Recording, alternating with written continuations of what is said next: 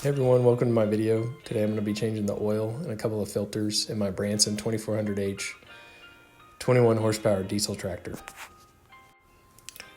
I wasn't able to find just the oil filter by itself online, so I ordered a kit from Amazon.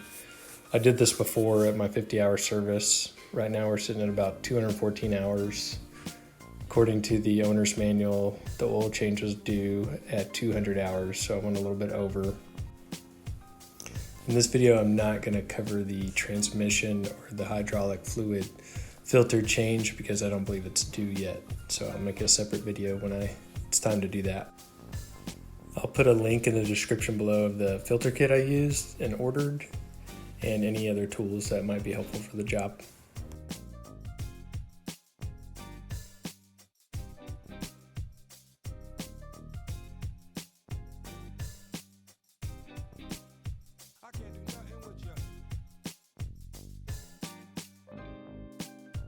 The easiest filter, in my opinion, to change was the air filter, so I decided to start with that one.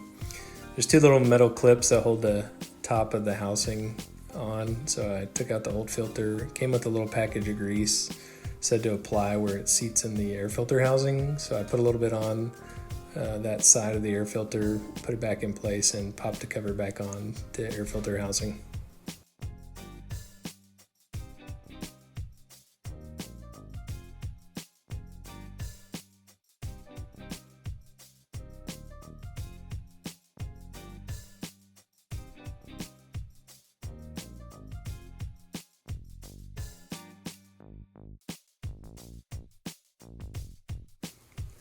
Next, I am going to change the fuel filter.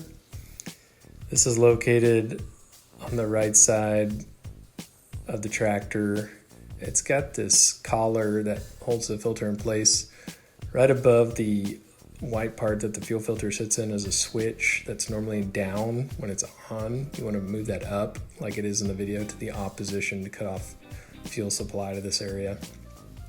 You could move the hoses out of the way to make it a little bit easier. My channel locks weren't able to fit with those hosings there, so I used a flathead screwdriver and a little hammer just to lightly tap it loose. Once that's off, it is going to spill. There's going to be a little bit of fuel left over in the filter and that little white plastic part that the fuel filter sits in. So you want to have something underneath you to catch that fuel. Simply put the new one back in place and make sure you tighten it nice and tight and flip that switch back into the on position. Right next to the fuel hose there on the right side on the screen is a red cap. This is your oil fill cap you'll need to remove, and when it's time to add the clean oil, this is where you'll do that.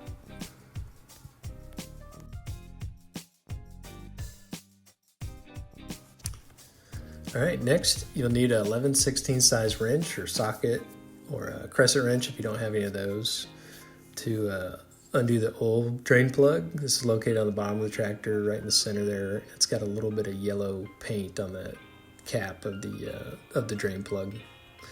You'll want to remove that and let your oil drain out into an oil pan. I usually just take my oil to call some local automotive parts stores and see if they'll let me recycle it there for free.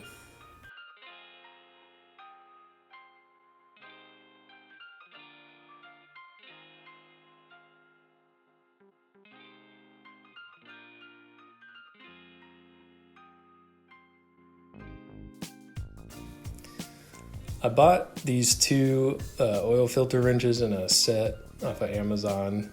I really think it's personal preference what you want to use. The socket one was nice to get it loosened. It's like a ratchet, goes on a ratchet, and then you can ratchet it to grip onto the filter.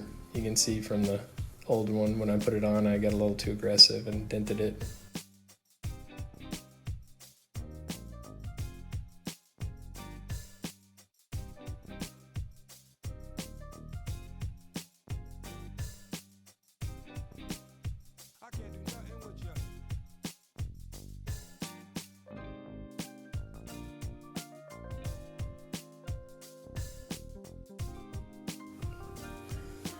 The new filter, I just like to date it, put the hours on it. I forgot to do that on the other one. And I'll typically do that on anything I change, air filters, oil filters, just to remember the date.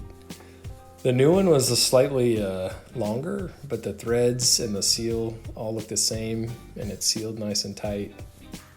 So I just filled it up about halfway with clean oil and a little bit around the seal as well, and then put it on as tight as I can with my hands, and finished it up with the oil wrench. Try and hand tighten everything at first as much as I can with my fingers, and then this time I used an old oil rag to protect the oil filter, new oil filter, when installing it with the wrench, to keep from denting it and scratching it up as much as I did on the first one. Once that's secure and tight, we'll put back our drain plug down at the bottom and tighten it up with our 11/16 wrench. When ready to add our oil, this capacity of this engine is 0.79 gallons. Always refer to your owner's manual. That's what mine was. So I just put in about 75% of the container of the Rotella until I thought it was good, and then I just confirmed it with the dipstick that we had the right amount of oil in the tractor.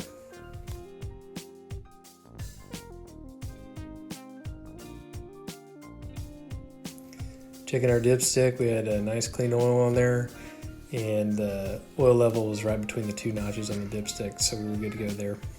So I cleaned off the area around it a little bit and put everything back in place, and then started up and began checking for leaks. Once everything was done and the engine running, I just cleaned out the screen. There's a screen right in front of the radiator and the radiator fan. You can remove it, but you have to take off the air filter intake or some components of the air filter.